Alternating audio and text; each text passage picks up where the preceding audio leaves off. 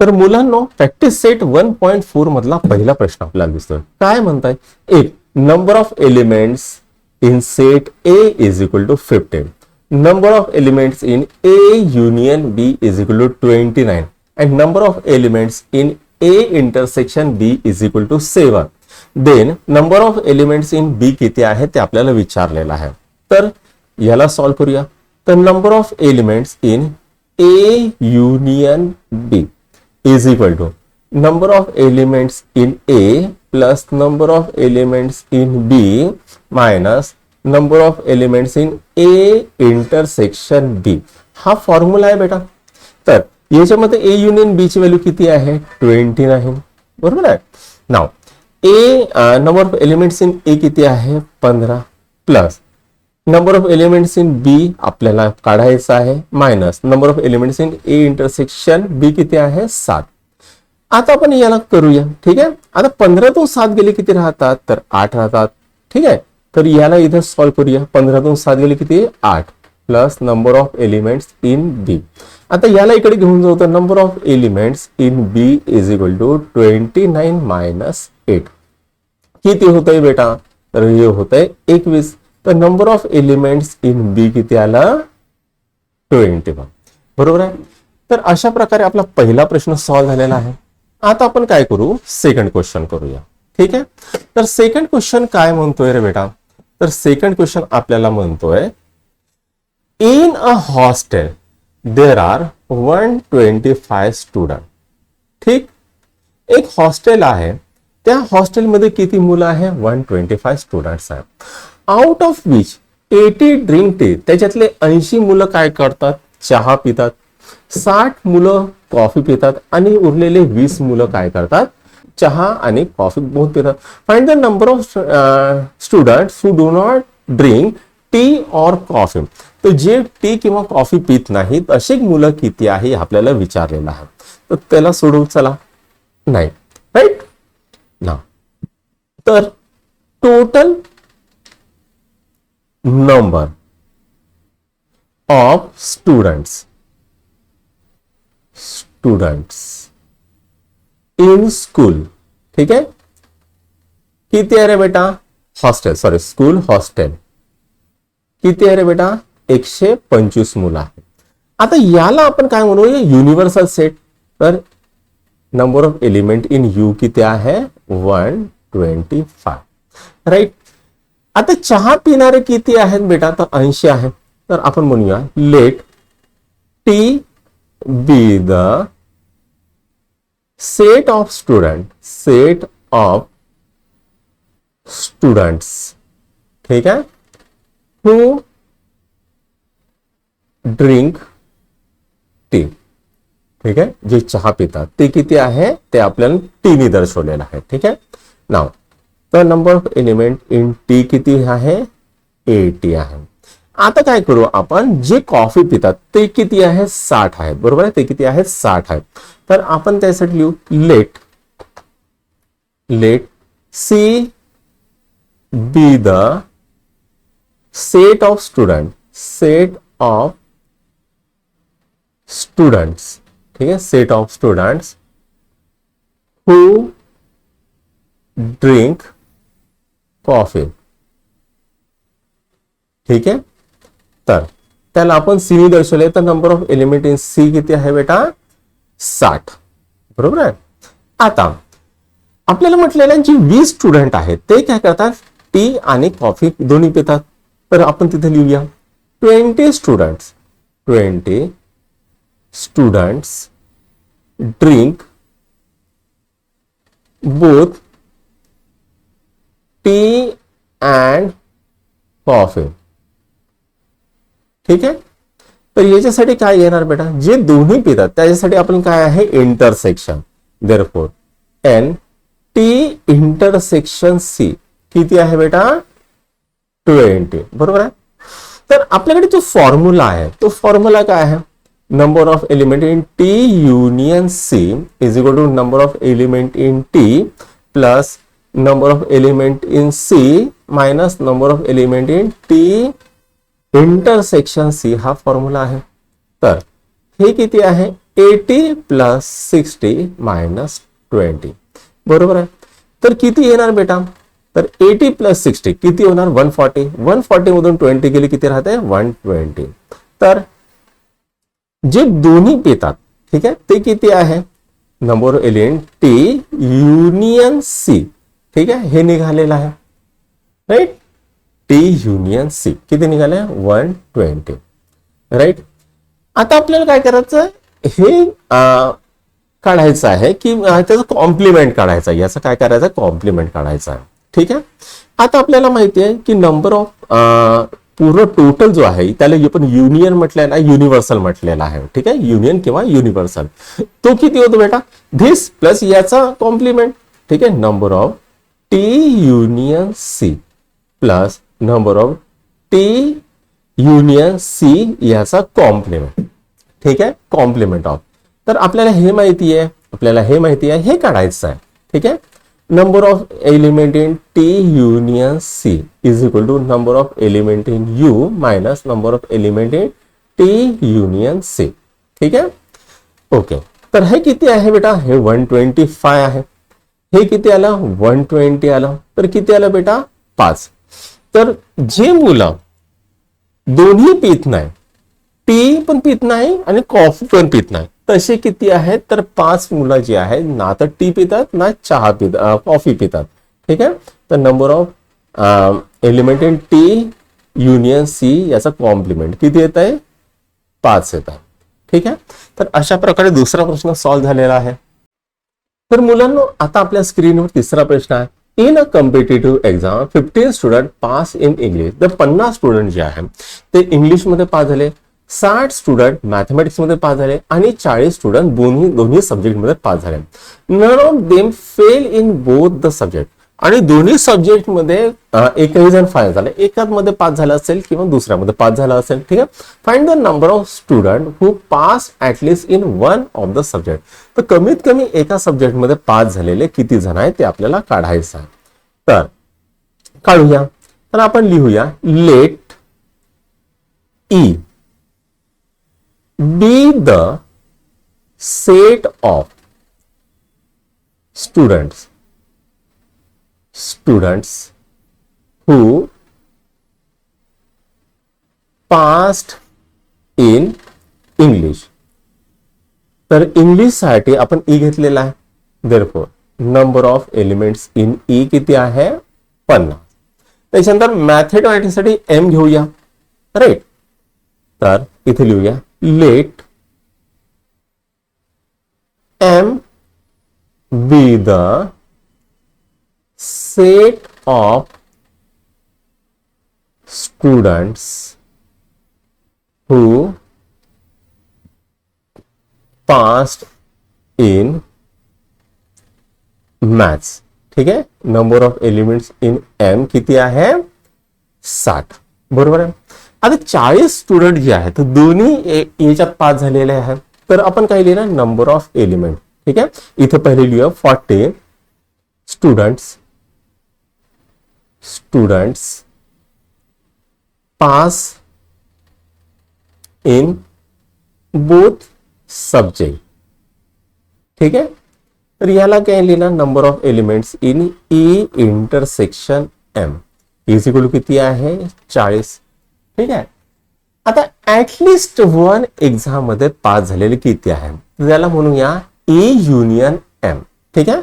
तर आता इथे लिहूया द नंबर ऑफ स्टुडंट्स, ठीक आहे, हु passed at least in one of the subject, ठीक है. one of the subject is equal to number of element E union M, ठीक है. तर number of element in E union M is equal to काय आहे number of element in E plus number of element in M minus number of element E intersection M, ठीक आहे. आता आपल्याला हे माहिती आहे याची व्हॅल्यू किती आहे तर हा आहे 50, याची व्हॅल्यू किती आहे तर 60, -40 किती होणार बेटा 110. 110 मधून हे गेले किती राहते 70. ठीक आहे, 110 मधून 40 गेले किती राहते 70. तर number of element E union M किती आला बेटा 70. ठीक आहे, तर एवढे स्टुडंट आहे number of student who pass at least in one of the exam. ठीक आहे, तर हे काय आहे नंबर ऑफ स्टुडंट्स. ठीक है, who passed at least in one of the subject. ठीक आहे, तर अशा प्रकारे मुलांनो तिसरा प्रश्न सॉल्व्ह झालेला आहे. यालाच आपण वेन डायग्राम करून बघूया. ठीक आहे, यालाच आपण वेन डायग्राम करून बघूया. तर सर्वात पहिले आपण काय करूया, एक युनिव्हर्सल सेट काढूया. ठीक आहे, नाव आता काय म्हटलेलं आहे, जे मुलं, आता हा एक सेट काढूया आणि हा एक सेट काढूया. ठीक आहे, आता काय म्हटलेलं आहे बेटा 40 स्टुडंट बोथी एक्झाम मध्ये पास झाले, तर हे झाले 40. ठीक आहे, हा इंग्लिश साठी हा मॅथ्स साठी दोन्ही एक्झाम मध्ये 40 पास झाले. आणि काय म्हटलेलं आहे, जे इंग्लिश मध्ये 50 झाले, तर इथे किती येणार 50 - 40 किती येणार बेटा 10 इथे येणार. त्याच्यानंतर मॅथ्स मध्ये किती झाले 60 झाले. ठीक आहे, 60 - 40 किती झाले बेटा 20 झाले. राईट, तर अशा प्रकारे आपला हे बनेल, चार्ट बनेल. ठीक आहे, आता किती झाले 10 + 20 + 40, 40 50 60 आणि 70. आणि हे असे आहेत जे मुलं ऍटलीस्ट एक एक्झाम मध्ये पास झाले. 10 मुलं फक्त इंग्लिश मध्ये पास झालेले आहे, 20 मुलं फक्त मॅथ्स मध्ये पास झालेले आहे, 40 मुलं दोन्ही एक्झाम मध्ये पास झालेले आहेत. तर इथे याचं उत्तर येईल. ठीक आहे, तर इथे किती येणार 70. ठीक आहे, इकडे पण 70 आलेला आहे, इकडे पण 70 आलेला आहे. अशा प्रकारे मुलांना चौथा प्रश्न झालेला आहे. आता आपण चौथा प्रश्न करूया, तिसरा झालेला चौथा करूया. तर मुलांनो आता आपल्या स्क्रीनवर चौथा प्रश्न दिसतोय. A survey was conducted to know the hobby of 220 student. आता 220 मुलं आहेत, त्यांचे सर्व केला गेलेला, तर किती कुठले होते क्लास 9चे. Out of which 130 student inform about their hobby. त्याच्यातले 130 मुलांनी त्यांच्या हॉबी बद्दल सांगितलेलं आहे ऍज अ रॉक क्लाइम्बिंग. 130 मुलांची हॉबी काय आहे रॉक क्लाइम्बिंग. त्याच्यानंतर मग काय म्हटलेलं आहे 180 मुलं त्यांची हॉबी काय आहे स्काय वॉचिंग. त्यांची हॉबी काय आहे sky watching. There are 110 student who follow both the hobby. आता जी 110 मुलं आहेत त्यांची हॉबी काय आहे तर दोन्ही हॉबीज आहेत. Then how many student do not have any of the hobbies. How many of them follow the hobby of rock climbing only and how many student follow hobby of sky watching only. तर आपण काय करू पहिले याला जी आपली Venn diagram आहे त्याच्या मदतीने सोडवूया. ठीक आहे, आता हा एक युनिव्हर्सल सेट आहे किती जणांचा 220 जणांचा. त्याच्यात एक आहे आपला जी हॉबी आहे ती रॉक क्लाइम्बिंग, त्याला आपण आर म्हणूया, आणि दुसरी आहे स्काय वॉचिंग, त्याला एस म्हणूया. दोन्ही हॉबी किती जण फॉलो करतात रे बेटा तर 110 मुलं आहेत. 110 मुलं दोन्ही हॉबीज फॉलो करतात, बरोबर आहे. 130 मुलं जी आहेत ते काय करतात रॉक क्लाइम्बिंग. तर 130 - 110 किती झाले बेटा 20. ठीक आहे, त्याच्यानंतर स्काय वॉचिंग किती करतात 180. तर 180 - 110 किती येणार बेटा 70. ठीक आहे, तर हे किती येणार टोटल किती झाले 200. ठीक आहे, तर जे 22 मुलं उरले ते काय करतात एकही हॉबी फॉलो करत नाही. राईट, तर आता याला सोडवूया आपण. ठीक आहे, नाव रॉक क्लाइम्बिंग किती जण आहे रे बेटा द नंबर ऑफ स्टुडंट आपण इथे लिहूया 20 मुलं काय आहे फक्त रॉक क्लाइम्बिंग करतात. तर number of student only follow rock climbing किती आहे 20 स्टुडंट आहे. आणि स्काय वॉचिंग फक्त किती जण करतात 7. Number of students only follow sky watching. Sky watching किती आहे रे बेटा? 70. किती आहे? 70. नाव आता काय म्हटलं आहे, तर नंबर ऑफ स्टुडंट दोन पैकी कोणतीही एक हॉबी करतात. ठीक आहे, किती? 20 अधिक 110 प्लस 70. तर number of student who follow either of hobby. ठीक आहे, किती आहे? 20 प्लस 110 प्लस 70 किती झाले रे बेटा? 200. ठीक आहे ना. आता हे जे उरले 20 हे काय आहे बेटा? तर एकही हॉबी फॉलो करत नाही. ठीक आहे नाव. तर आपल्याला काय करायचं आहे? Number of student who do not like rock climbing और स्काय वॉचिंग. ठीक आहे, स्टार वॉचिंग असेल, स्काय वॉचिंग असेल, जे काही असेल. ठीक आहे, तो नंबर ऑफ स्टूडेंट, ठीक है, who do not follow either of hobby. किती आहे रे बेटा? टोटल किती आहेत? 220. 200 मुलं असे आहेत जे कोणती तरी एक हॉबी करतात. तर उरलेले किती? 20. ठीक आहे, तर अशा प्रकारे चौथा प्रश्न सॉल्व्ह झालेला आहे. याला करून घ्या. तर मुलांना आता आपल्या स्क्रीनवर पाचवा प्रश्न, observe the given Venn diagram and write the following set. आता काय करायचं, आपल्याला वेव्ह डायग्राम दिली आहे आणि खालचा सेट लिहायचा आहे. ठीक आहे, आता इथे हा युनिव्हर्सल सेट आहे. एम आणि एन असे आहे जे दोन्ही हॉबीज किंवा जे काही आहे त्याला फॉलो करतात. ठीक आहे, ए काय आहे? फक्त एक्स वाय झेड काय आहे? फक्त एकाला फॉलो करतात. आणि पी क्यू आर काय आहे? फक्त बी ला फॉलो करतात.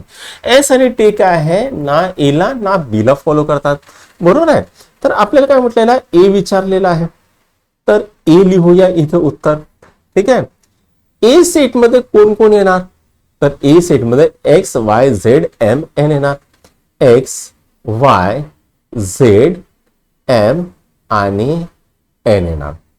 राइट नाउ बी सेट मध्ये कौन येणार है बेटा?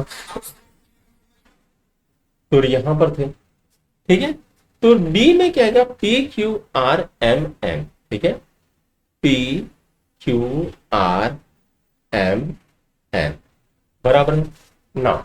अब हमको क्या करना है? तीसरा ए यूनियन बी करना है. तो ए यूनियन बी बराबर है A union B. A union बी में कौन आएगा रे बेटा?